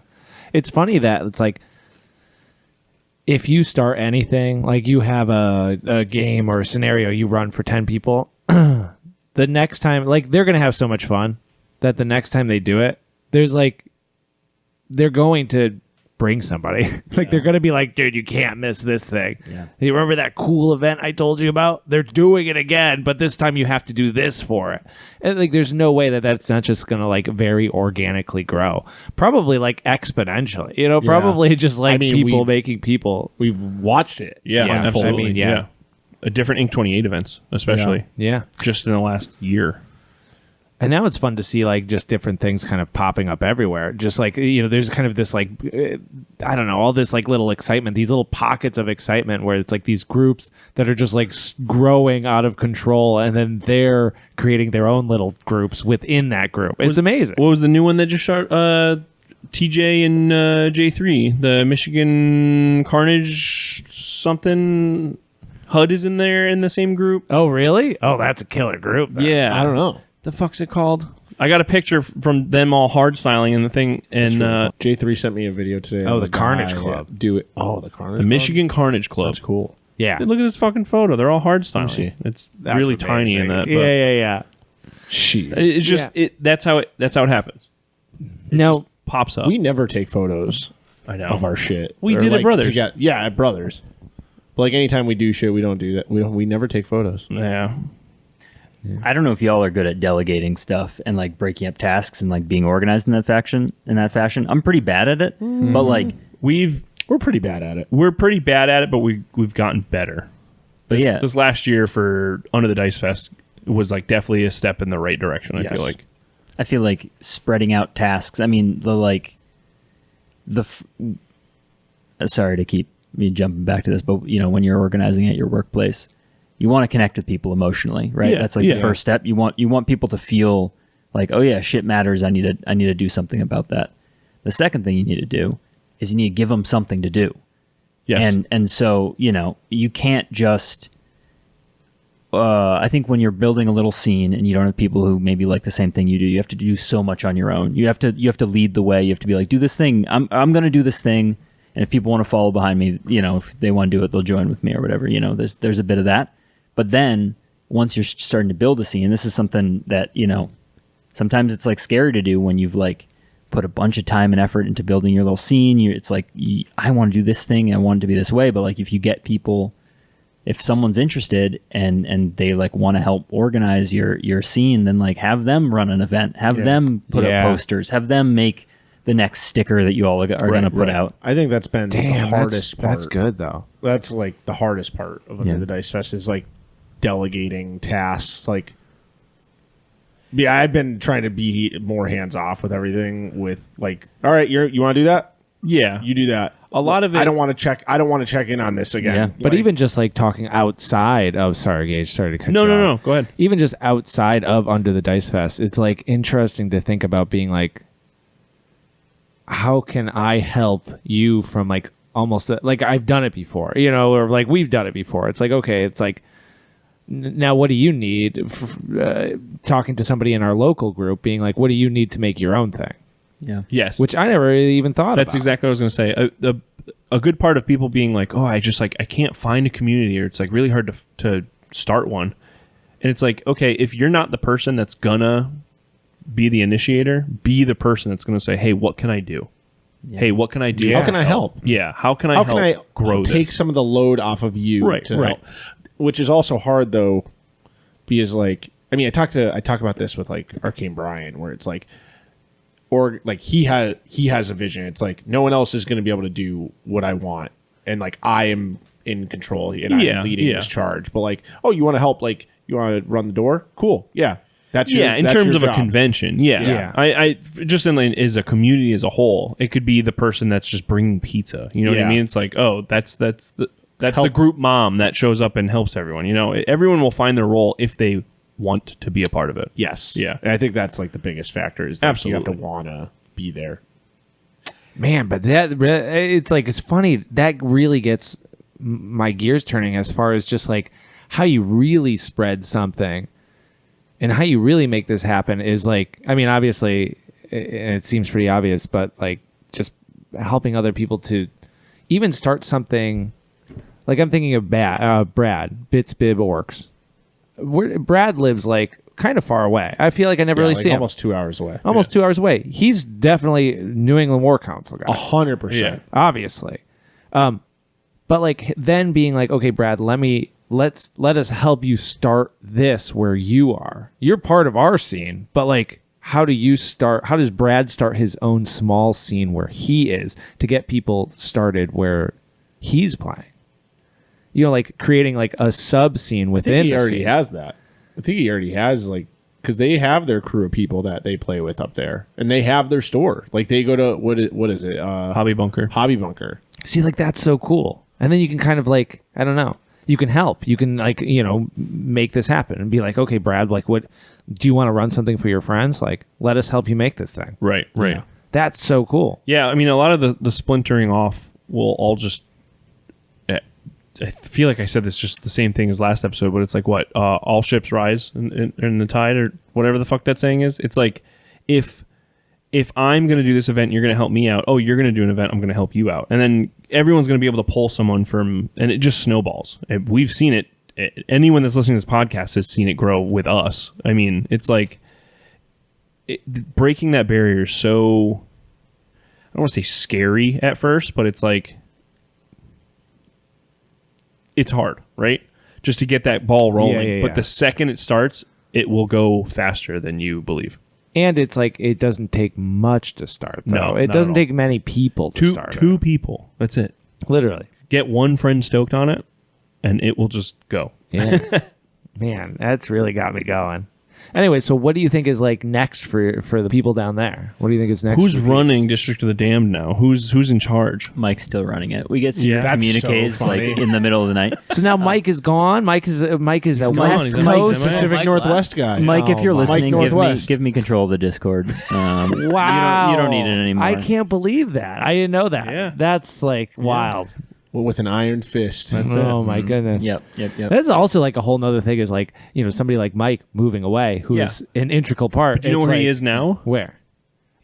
He's 3DR crew. I was going to say He's- 3D roleplay yeah, con yeah. people. Hey, listen, in good hands. You know, everybody's like that. That's like, you know. That's the beauty of it, though. Is like it's something as this weird side of the hobby. It's like, yeah, you can leave one community and be the emissary to go to another one. Oh, totally. It's like two Major League Baseball teams. It's like, well, you're still playing baseball. Yeah. That's pretty sick. We're everywhere. Yeah. They got to watch out. Who over can I there. be traded to? Yeah, you want to be traded?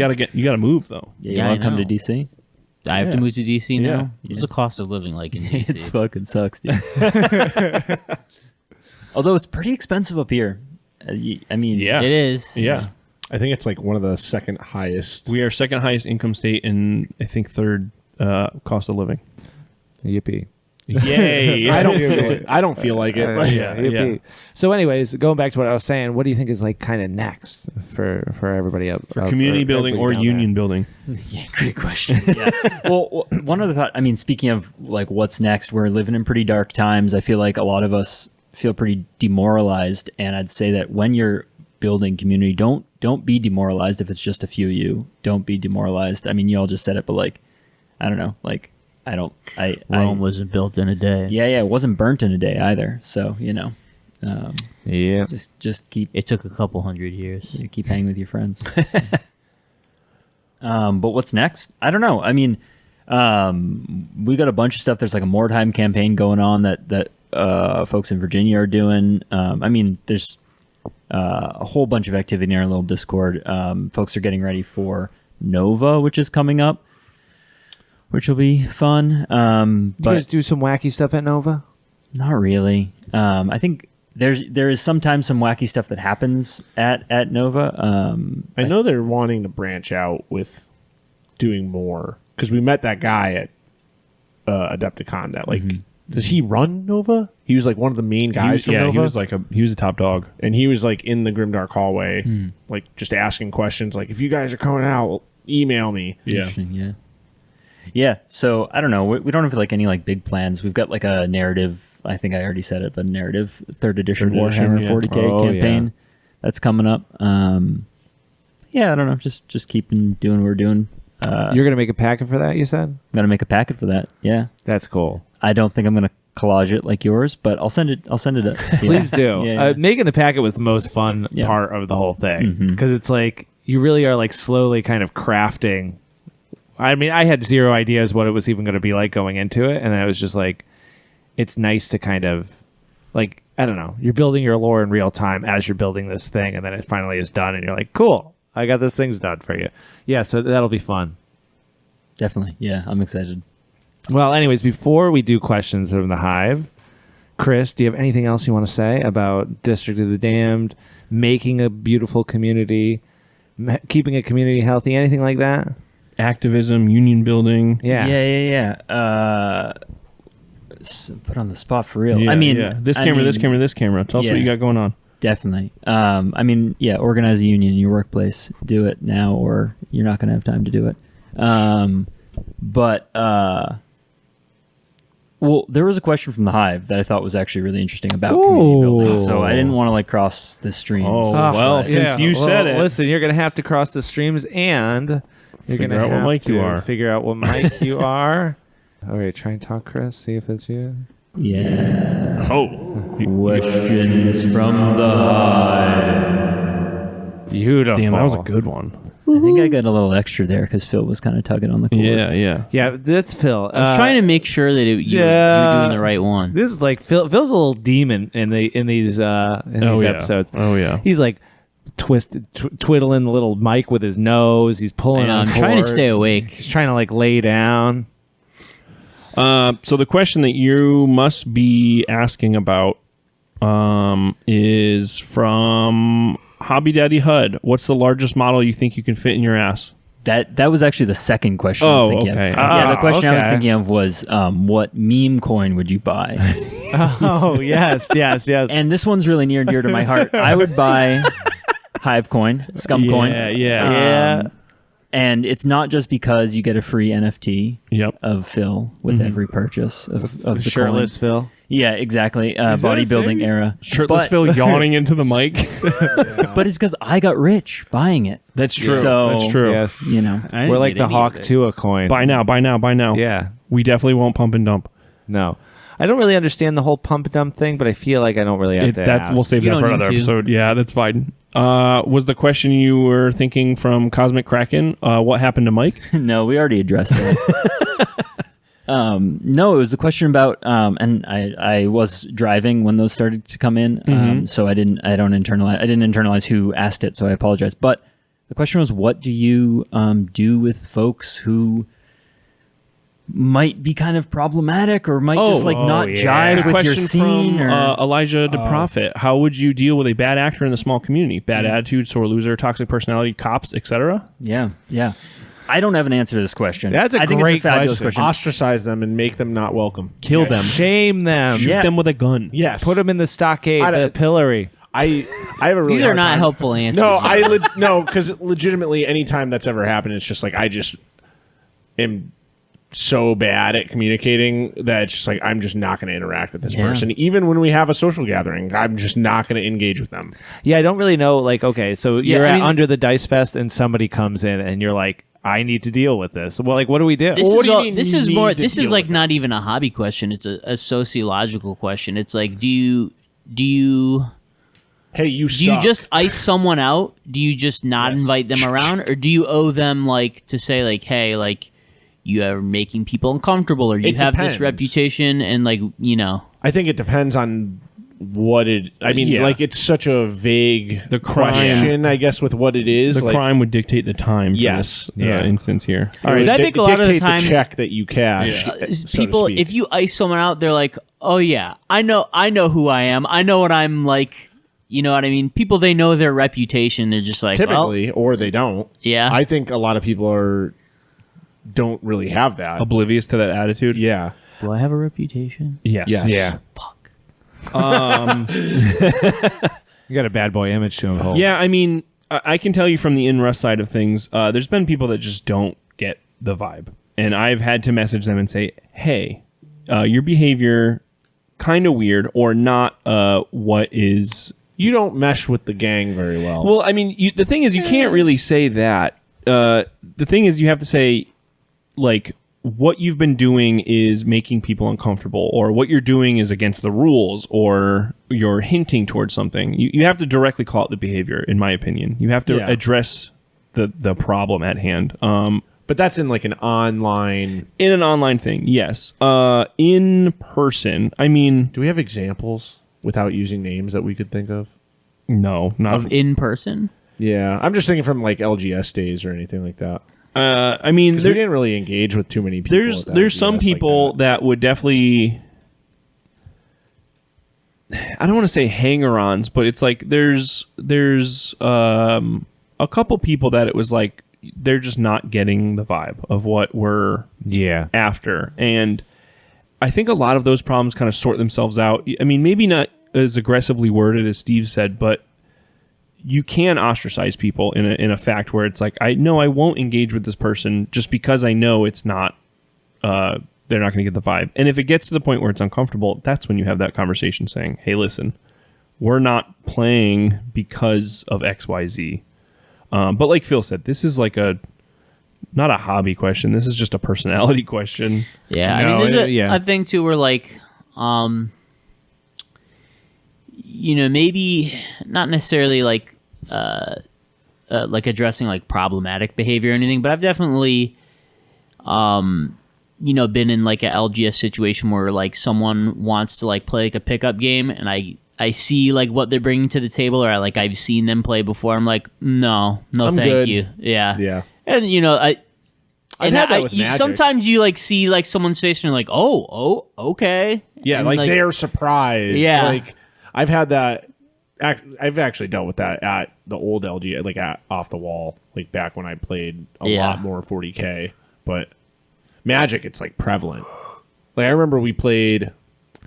And Magic is tough because you have to play a lot of times with like you don't have to, but like when you go to EDH night at a game store and like you're playing with some friends, and then it's like some people are switching around pods, or like your pod's short for a minute, and like there's a random guy just there that no one really knows very well, but he's been around the store. And you're like, yeah, you can come sit and play with us, and then you have the Rule Zero talk of like kind of what everyone's playing, and they're like, oh yeah, no, it's cool, and then. I remember playing with Drew, and this guy plays who's that? I don't know who that commander is. The fucking Omnath, and the guy turn like 2 kills Drew, and Drew had like a freak out. It was like, what's your Blood fucking started problem? shooting out of his tear Like, why ducts. would you come and sit with us and like play with us and like do that, seeing what the vibe is, like, right? And I was actually impressed by how composed he was when he brought this up. Yeah. It's like, yeah, like that's not cool. Like, don't come over here and do that. Like, that's not fun. Sometimes like that's the way to do it, is just to be like very direct and think about it and be like, no, you are really missing the point here. So I don't know. I really don't know like exactly. It's a case by case basis on all of these. Like, I think there are very simple ways to address it, and you don't have to be mean, but it also probably won't be very comfortable to bring up to someone who doesn't realize the annoying or shitty punishing thing that they're doing is any of those things. But uncomfortable isn't necessarily. I'm sorry to cut you off. No. Uncomfortable is not necessarily a bad thing, and I think like exactly. Having uncomfortable conversations is fucking hard. Yeah, but like it's not just a credit to the person you're having the conversation with, but to like the whole scene to have those conversations, and like it builds real relationships when we're honest with each other, and like that's. I mean, like this. This is like the question, as Phil said, that like we've been grappling with how to treat each other better, right? And like, I know in a lot of like radical organizing spaces, they've done things like building like sort of like circles of support when like real bad shit happens, where like, if something really bad happens, you have a group of support, not only for the person who like bore the brunt of that bad thing, but also for the person who perpetrated it, so that you can like have real accountability and like support each other and like grow together, and like that doesn't always work. Sometimes you do just have to say like, we're doing a cool thing and you're not about it, like fuck off. But but on the less serious note, still bringing people in, kind of like for that like session zero conversation, but happening even after the fact, being like, hey, this is hey, that game didn't go the way I wanted, not because I lost, because like this is the kind of thing that I'm interested in, and I would love to play with you again, or maybe whatever. But yeah, like establishing that, Yeah. like, hey, we're not really meeting eye to eye. yeah. It's funny that these are weird little problems too, that if they happened enough to you, there's probably a really amazing way to turn this into like a very productive conversation with somebody, like a very formulaic way of being like, oh, okay, you're not kind of doing like what I envision we should be doing, and like a way to turn this into like a teaching opportunity for those people. That's what I was going to say. But is it our place to mold someone to our way of gaming? No, but it is our place, or it could be our place to open people's eyes to another way of gaming. That Also, if it's our space you want to be involved in our thing, well, you have to bend to what we're doing. Yeah, and that hard conversation in any of the examples that we're giving, because I know we're really beating this question to death, but it's it's a great question though. No, I mean, but the thing is, it's like, to Chris's point, if you do have that hard, awkward talk, and then you hold real accountability, you can actually strengthen your bond with that person tremendously after the fact, especially if they are open to criticism, and especially if they're like, shit, I didn't know I was being honest with someone that way is very, it's not something that people normally do. So you will gain an immense amount of respect from someone, I think. Absolutely. If you say, hey, and if they don't, problem solved. Yeah. They show their true colors and it's done. I almost think instead of being, and this might be slightly manipulative, but I almost think a better way of doing it would be not to necessarily be bluntly honest with them, but to instead be like, man, great game. What if we did this other thing? Like, what if we tried out this way of doing it? You're doing like, your teacher thing? Yeah, I was just saying, you sound like a teacher and a father right now. Yeah, I guess. I wonder where that comes from. You sound like my mother kid. trying to make me eat vegetables. Like, that's a really cool way. But like, what if I'd made an airplane noise? That's narrative wargaming right there, baby. You can be like, well, how about this? What if we just took our two main characters and we had like a battle to the death while all our guys stood around and watched? Yeah, make them kiss. Just to kind of, just to kind of open their eyes to the idea that it's just like, oh, what if we had to come up with our own rules about how this battle would go? How would we do it? Then it's not necessarily like, well, I don't like the way you play, or like, you don't really get it, you're not really part of the scene, or having to even navigate like, let me explain to you why you're not getting it, but showing you, This is how you could play. yeah, just as like an experiment, let's try it this way. You take your favorite squad, I'll take my favorite squad, and let's fight over this like oil refinery that is in the middle, or whoever the big bad was, like maybe he's dying. Like, what if your guys need to protect him, and I'm trying to attack him? Like, let's just see how that little squad based thing would happen. Like, how would we do that? And then it might just open their eyes to being like, that was really fun, and I've never played that way before. I can and just then break you the could be like, rules. yeah, let me tell you about turnip 28 from here, or whatever. Like something weird and something different. I don't know. Also, do whatever you want. We're not your boss. Yeah, put him in the pillory and just fucking kick him down the river, dude. Shoot him in the head. What's going to happen when somebody flips a table at Nemo? I beat them up. Yeah, and kick 7 them out. people instantly rush them and headshot them. Yeah. You think that's going to happen? Absolutely. You flip my table over at Nemo, I will kill you. You flip mine, I won't care. Yeah, I think honestly, I think y'all would just cheer. Yeah. Potentially. Nemo, I wonder. depths of stress, someone just like loses it. Yeah, I mean, It would be very funny to then... I think we would stand in silence for a minute of like, Yeah. what the fuck is wrong with you?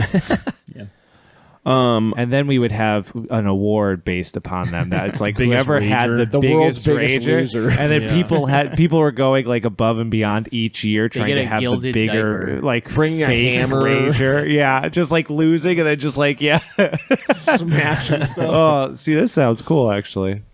Anyways, Gage. So say we have probably time for one more with the amount of editing that's probably going to have to happen in this episode. I would say there's a couple people that kind of asked the same thing, which we mostly talked about. Uzuri and Ian kind of said, how do you get these different pockets of people that love playing, painting, and narrative heads? How do you get them kind of each appreciate the same thing that goes into the cohesive community. I think we've kind of talked about yeah, that's that. mostly what we talked about. It's just being into the same stuff outside. Exactly. And especially being nice. Being nice and then in delegating those different tasks. I think the narrative heads would want to make That's the answer everyone wants to hear. Be nice. Be nice. Just be nice. I- Dude, it gets you so freaking far, man. I'm it not truly lying. does. If you go into it saying, I'm a narrative guy, I can't paint for shit, the paint guy will probably go, I'll help you paint if you write the narrative. Yeah. Yeah. Easy enough. It's happened in this crew.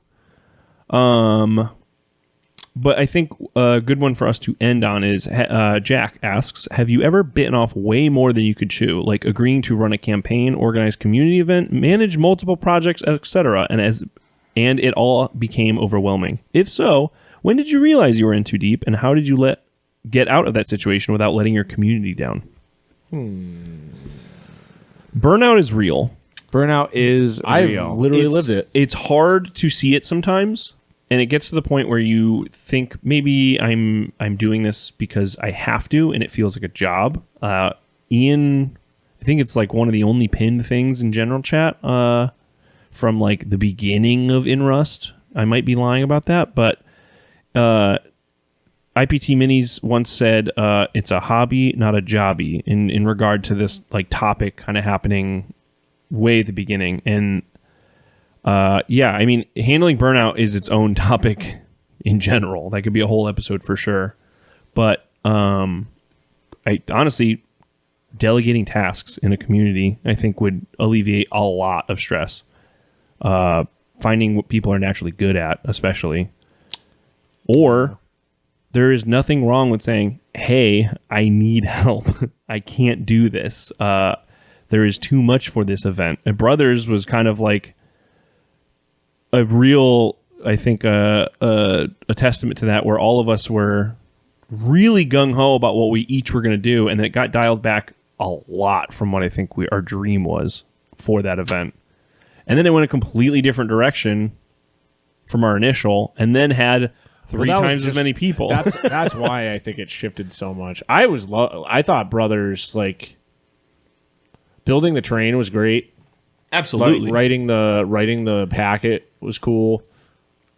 I think there were so many ideas we had for that event, and then it was like, we have to dial this down. We have to dial this down. Well, I think we also suffer a little bit from this is like literally why I was like, Thursday night will be the game development Yes. night. It's like because we get really hyped and we will talk about something in person for 10 minutes, get really excited about it, and then when we all leave, no one thinks about it again. Yeah. Yeah, I mean, planning helps burnout. Yeah. But as far as when you're in the middle of it, deadlines are the only thing that actually get me across the finish line, me personally. Doing the OPR Regiments campaign was great in the beginning. And this has nothing, no one's guilty of anything. But it's like when it's not living up to what's in my head of like what I wanted it or thought it would be, my drive to like continue doing the effort that I'm putting in, where it's taking me like, oh, this took me an hour of work every Sunday or whatever it was, or 2 hours, whatever it took me to do it every, whatever, just to do the map update. It's just like, this isn't like, I almost don't even want to do this because like the level that's getting put in isn't the level that like I expected or wanted out of this. Putting bus stops in when you're in the planning process to like, give yourself, because I also do that. I'm like, I need to get these 20 things into this event, or like, it needs to be the coolest fucking thing ever. Yeah. And then it's like, oh shit, I'm not going to get there. But like having like from the get, having the break points where you're like, okay, cool, I got this thing, maybe I can get the next thing in. Also, like, I really love how like RPG folks think about like one shot and like structuring your storytelling, and like especially for like long running things, but even for like a day's event or whatever, thinking about structuring it kind of like a story. There can be seasons, there can be natural tapering points, and trying to be realistic about those things and like play, form your thing around those, which can also include like just run a thing, see how it goes, and then keep notes, debrief with yourself or others afterwards, and like the next time you plan it, try to learn those lessons. I think that's something I always struggled with was like the one shot, like the 1 day, one shot thing. Like Brothers is one thing because that was over 9 hours to tell a story. But we still had a lot of takeaway from that. yes. We still had a lot of learning opportunities in that, like the initiative system that was like, oh God, we overthought this and then nothing worked. And then Terry last minute was like, what if we did this? And it was like, yep, rolling with it. Yep. And I think that was like the best takeaway for that. But there were so many other things too, of just like how to run a multiplayer event. Yeah. Yeah. I think getting overwhelmed is like, it's not even like, it's just going to happen. It's like part of the process. It's part of life. I mean, there's like, I'm trying to think of like a good analogy, and I'm not a real big weightlifter, but like I imagine like at a certain point you're lifting weights and you lift too much. You're like, holy shit, I need like a spot. I need somebody to lift this weight off me. I'm gonna freaking die. This weight's gonna crush me. But you need to know that limit. You don't know how high you can get until you get crushed. Or like start to like get overwhelmed. And I think part of life is figuring out like, okay, how far can I go before I start getting overwhelmed? And then once I reach my limit, because I've been here before, I mean, which you can only know if you've been overwhelmed and you've done that enough times where it's like, now I know where my limit is. And then knowing to say no to things and knowing that you need to stop at a certain point, like knowing that the overwhelmingness is going to come unless you either slow down and change your expectations or learn to say no to everything else that is coming in your plate if you really want to get something done. And the only way to know where your limit is to get overwhelmed. So it's just going to happen, and you can kind of just like take comfort in the idea that it's like, getting overwhelmed is like a human condition thing. Like you're gonna get there. Normal and natural. Yeah, normal and natural. But learn to say no. Learn to say no to like other things. Saying no is awesome. And there's some things that you're just like not gonna get to. Steve asked recently in the group chat to send some video games or stuff that you liked for the zine, right? Yeah. I saw that and was just like, I'm not gonna get to it. Yeah. The Flames of Orion Mac sent us some stuff. I was like, I'm probably not going to get that just because there's like so many other things going on in my life. So it's just like, some things I'm just like not going to get to. And it's like, I wish I could, but you got to like know your limits, like know where you can kind of wiggle around from. Another thing is breaking up your work is like really good. I've talked about it before, but I do like little 25-minute chunks, little Pomodoro chunks where it's just like, that's all the time I have. I have a kid and a job. I'm in grad school doing all this other stuff. I can probably slip away for a half hour at night before I go to bed. And that's a half hour of time that you can get some pretty solid work done. And so if it's like you're developing a campaign or something like that, and you need to build this book or build this scenario or build this whatever, you can kind of chunk away. If you did a half hour a day of work, if you did a half hour a day playing the guitar, imagine that. Yeah. Imagine how good you'd be in a year just doing it a half hour a day. That's it.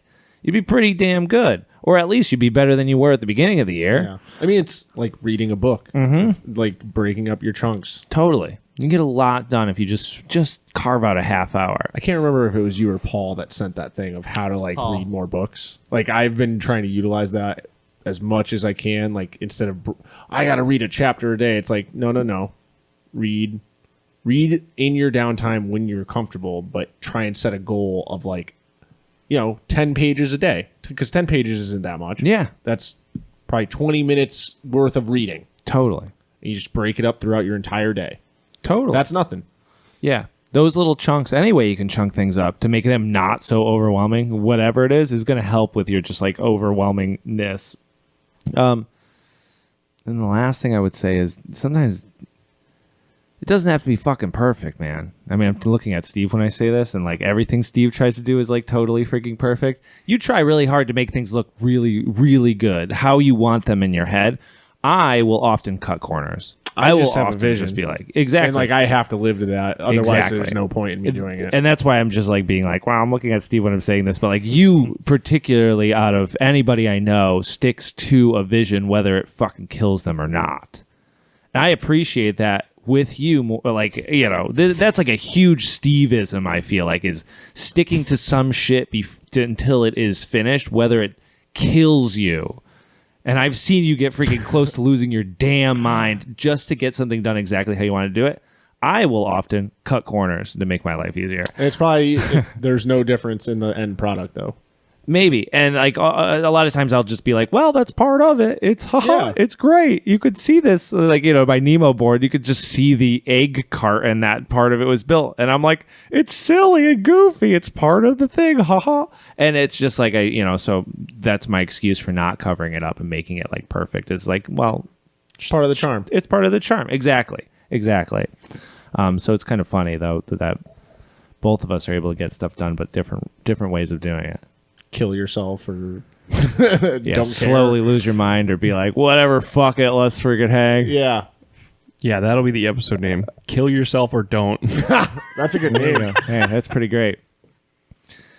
Anyways, Chris, thank you for being on the podcast. Thank you, Chris. Yeah, thank you for carrying the episode. Mwah. Thank y'all for having me. Yeah. Anything you want to say before we end off? Yeah, go to UnionCon in October. I didn't even talk about it. I got so distracted by the big boy conventions. I didn't talk about the cool convention. Oh, come on. Give us a little freaking splurg right now. Oh, yeah. Well, I have nothing to do with it. I'll be at a wedding. But He'll be actually here. I'll be here in Massachusetts at my friend's wedding. Come hang out.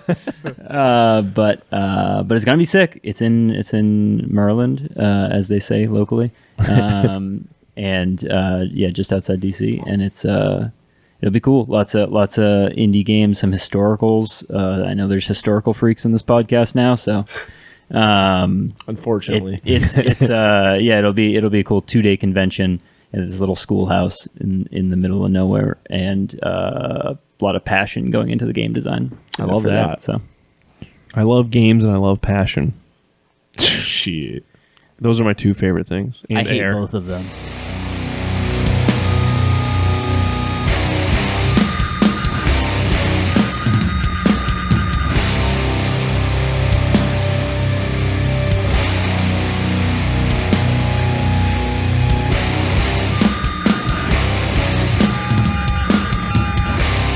Thanks for checking out this episode of Hive Scum. If you aren't already part of the community, check us out at the In Rust We Trust Discord, which you can find down in the description below.